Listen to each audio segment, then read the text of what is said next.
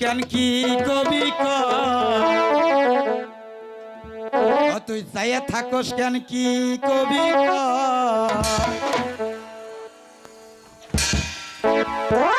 তুই কইলেই তো আমি কমু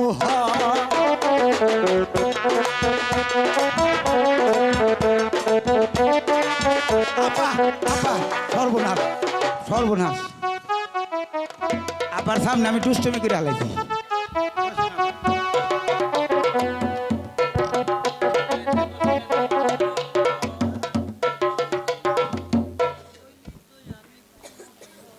আই ভাই কে বারে চোখ না হ্যাঁ লাগবে নি ডাক বাঘ ডাসার চোখ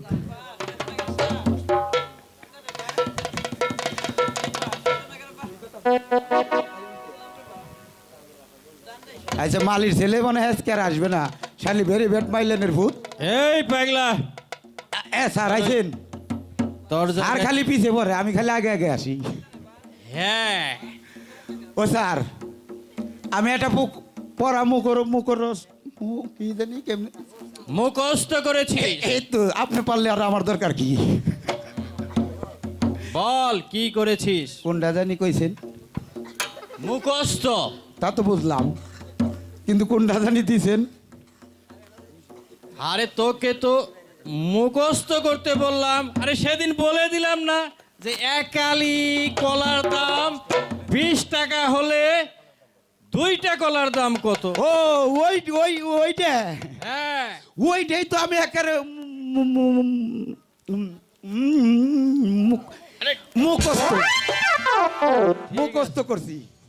বল কি মুখস্থ হ্যাঁ। করেছিস এক আলি কলার দাম 20 টাকা তাই না তাহলে 2টা কলার দাম কত এটা তো সহজ পড়া একেবারে আরে তাহলে বল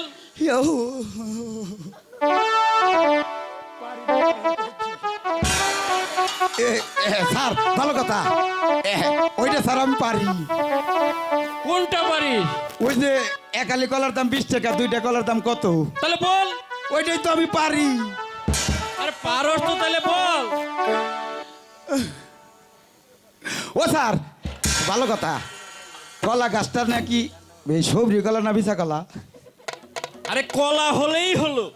সেটা সবরি হোক আর বিচাই হোক কলা তো কলাই আরে তুই তাহলে ধর বিচা কলাই হবে আচ্ছা বিছা কলা 60টা কলার দাম 20 টাকা তাহলে 2টা কলার দাম স্যার আমি পারি কি পারিস 60টা কলার দাম 20 টাকা 2টা কলার দাম কত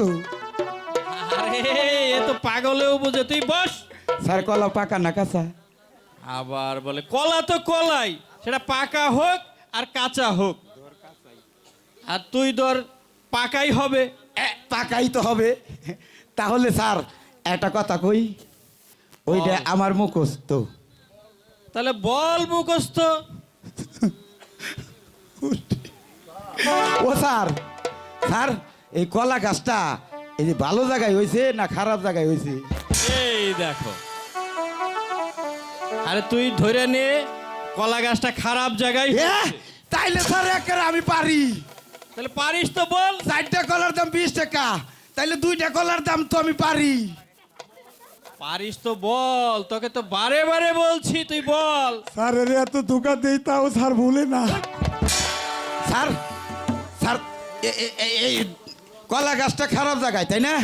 হ্যাঁ 4টা কলার দাম 20 টাকা খারাপ জায়গায় যেহেতু কলা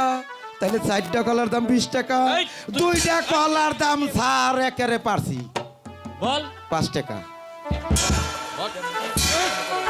আর কেমনে করে হলো আমাকে বুঝিয়ে দিবি তো স্যার কেমনে করে হইলো আপনি বুঝেন না আমি বুঝাইতেই জন্ম বড়াই ভালো জিনিস বেশি দাম খারাপ জিনিস কম দাম ওটা খারাপ জায়গায় তাই কম দাম সোজা হিসাব নে পাগল তুই এখন বস হ্যাঁ আমি পাগল না আপনি মাথা খারাপ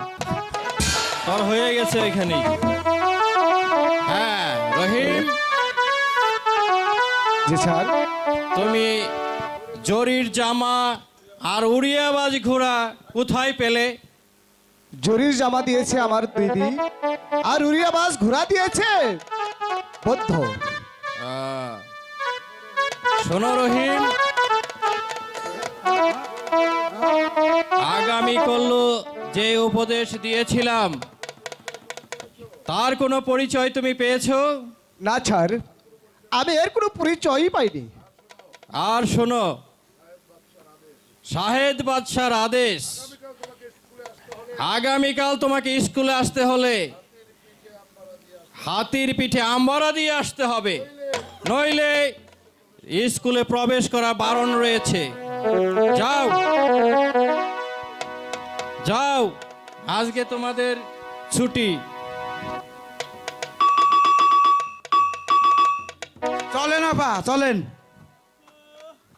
ওই তুই হাত ধরস কে, কি করবি ক? ওই তুই হাত ধরস কে, আমায় লইয়া কি করবি ক? তোর হাতে যাবো না আমি ঘরে, আমার ঘরে ঘর